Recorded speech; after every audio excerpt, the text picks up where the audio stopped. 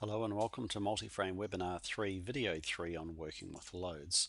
We've seen how we can apply joint and member loads. Now let's take a look at another type of member load, which is a thermal load. This is a thermal load or temperature load which can be varying through the depth of the member, or it can be constant through the depth of the member. If we do apply a varying load where we have a different top temperature to the bottom temperature so that we have a thermal profile through the member, then it is important that we enter in a depth. And note that that depth is the depth of the temperature gradient. It doesn't necessarily have to be the same as the depth of the member, although commonly it will be the same.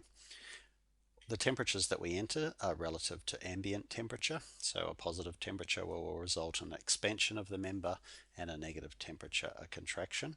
And we have to enter in the thermal coefficient of the material of the member. The properties of that coefficient, or at least the units of that coefficient, are in microstrain per degree. So that is the amount of strain times 10 to the minus 6 per degree Celsius or per degree Fahrenheit, depending on your unit settings. Of course, you can also use thermal loads to simulate a preload. If you put in a negative load temperature, it will result in some shrinkage of the member to simulate a pretension. So let's see how that's done in multiframe. If we go over to the multiframe model, we can select a member and from the load menu choose thermal load.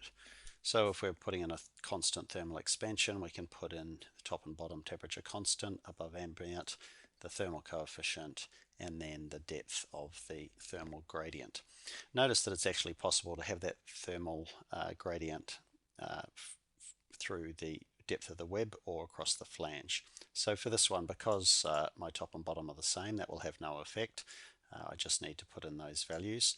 But if I put in a gradient, so if I choose a member and I put a different top and bottom temperature relative to ambient and a depth of that, then in this case those radio buttons will take effect. So that would be a thermal gradient between the top and bottom flange, and that would be a thermal gradient across the width of the member.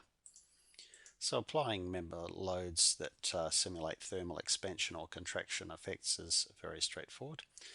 Just use the thermal load command from the load menu and choose a constant or a variable temperature gradient. Thank you for watching.